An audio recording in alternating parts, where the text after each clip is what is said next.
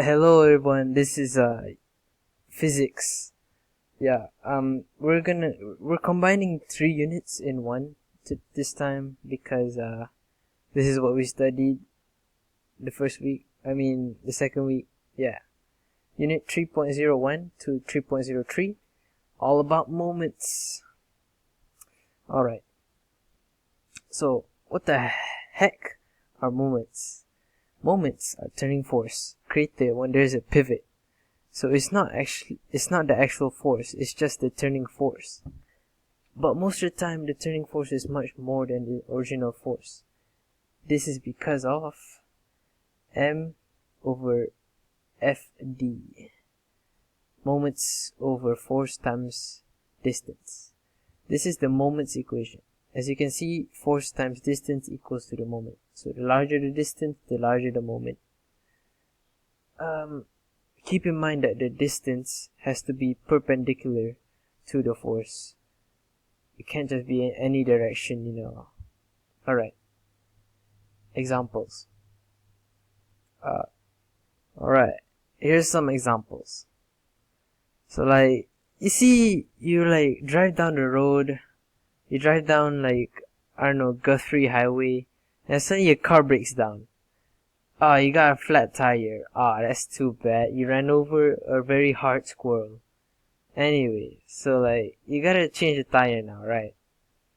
So you pull out the spare tire and oh man, you forgot you don't have any wrench. So you try to do it with your fingers. But as you can see, that's not gonna work because it's too tight and you don't have enough torque. You don't have enough turning force. You don't have enough moments. And you know why? Because the application of the force is not far from the pivot, aka less distance equals less moments. Okay, so and then you just you walk away for some time and then suddenly, oh man, you found a wrench. So you're yay. You go back to your car and then you let me just zoop de whoop, and you just spin it. And you know why? It's easier, and you know why you can do it? It's because it's kind of acting like a lever now. Because there's a distance perpendicular to the pivot, therefore it multiplies your force. It makes you stronger in a way. Alright, let's move on. Here's an exercise. You see there's that turning point, that little brown thing. And the distance is 0.5 meters, and the force downwards is 10 newtons. So what is the turning force? Well, 0.5 times by 10 equals to 5 nm, Newton meters. That's the moments, that's the unit of moments, by the way. So it's 5 Newton meters. Alright. Clockwise and anti-clockwise. So a clock turns this way, and that means that anti-clockwise is this way.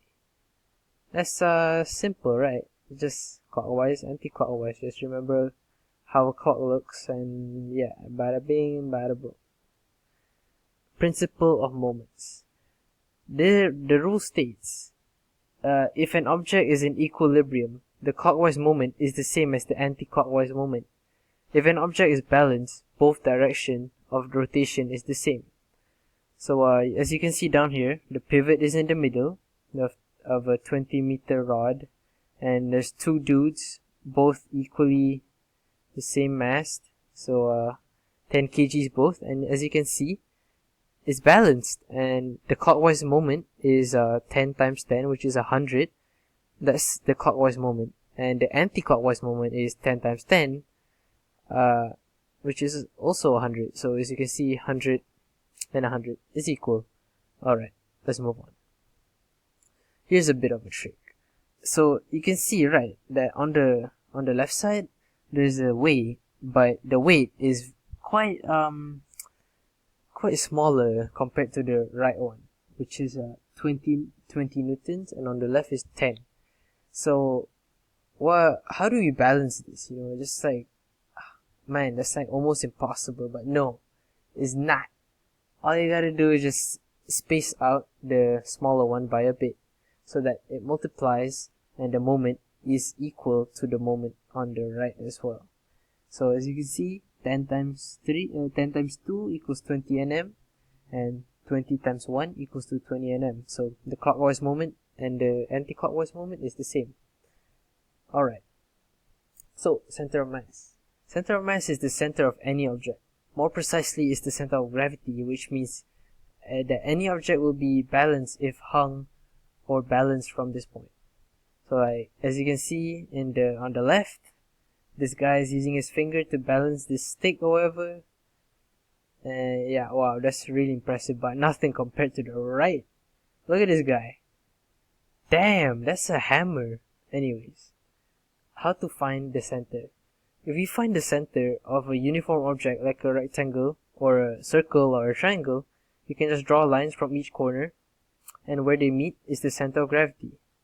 For a circle, it's pretty simple. Just use the diameter, find the middle of the diameter, and bada bing, bada boom. Alright.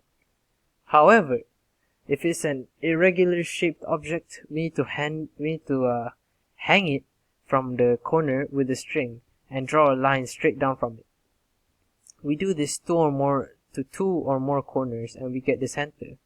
So here's the example right here. So you hung the lamina from a point and you mark the vertical line. I don't know what a lamina is, this is just the example.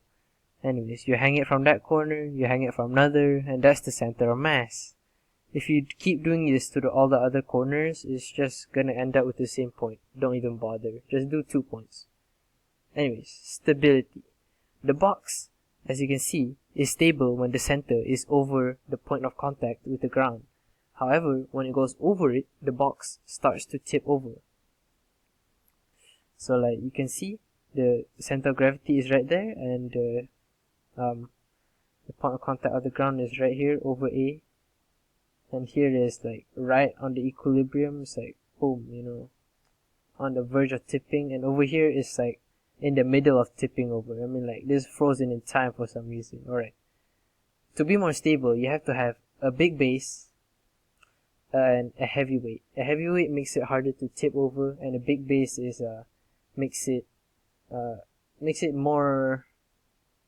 a more contact with the ground, so you have a more likely chance of the center of gravity being over the point of contact of the ground. Alright, next.